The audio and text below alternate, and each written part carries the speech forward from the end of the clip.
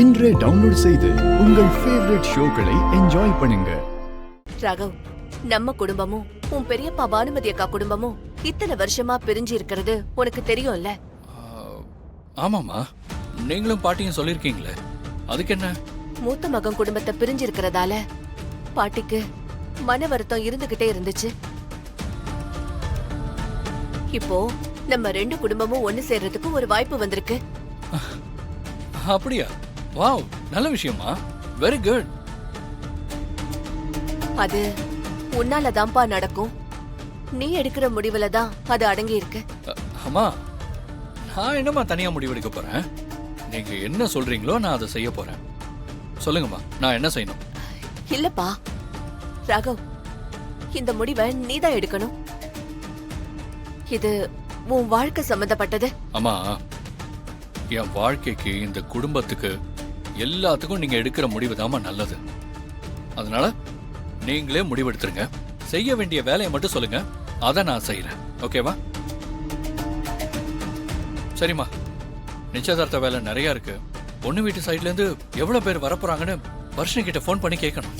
அதுக்கப்புறம் லிஸ்ட் வேற போடணும். சரிம்மா, நான் அதை பாக்குறேன். ராகவ்,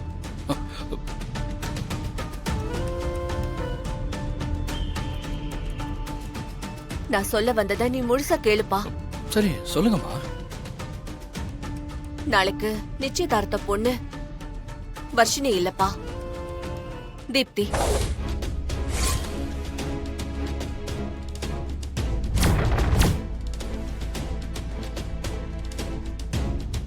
பானுமதி அக்காவோட அண்ணன் பொண்ணு. அவளை பானுமதி மக மாதிரி வளர்க்கறாங்க. அவளைதான் நீ கல்யாணம் பண்ணிக்கணும்.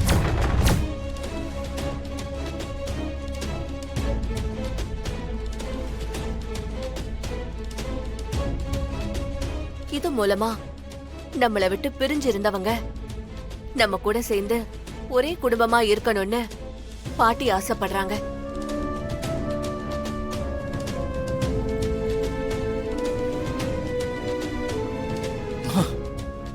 என்னம்மா அது? இப்படி ஒரு ஷாக்க கொடுக்கறீங்க? தப்புதான் ராகவ். ஆனா சில விஷயங்கள் நம்மள மீறி லைஃப்ல நடக்குது. இதுவும் அந்த மாதிரி அமைஞ்ச விஷயம்தான். அம்மா, ஆனா நான் வர்ஷினியோட ஆல்ரெடி பேசி முடிவு பண்ணிட்டேனம்மா. அவங்களோட என் ஜாதகம் கூட செட் ஆயிடுச்சு. தீப்தி ஜாதகத்துக்கும் உன்னோட ஜாதகத்துக்கும் இப்பதான்ப்பா பொருத்தம் பார்த்துட்டு வந்தோம். உங்க ரெண்டு பேருக்கும் அதே பொருத்தம் சரியா அமைஞ்சிருக்கு. இல்லம்மா, நீங்க வர்ஷினி தான் பொண்ணுன்னு சொன்னதும் நான் அந்த பொண்ணை விரும்ப ஆரம்பிச்சிட்டேம்மா. அம்மா, இனிமே எப்படிமா? அதை கேட்டாலே ஒரு மாதிரியா இருக்குமா?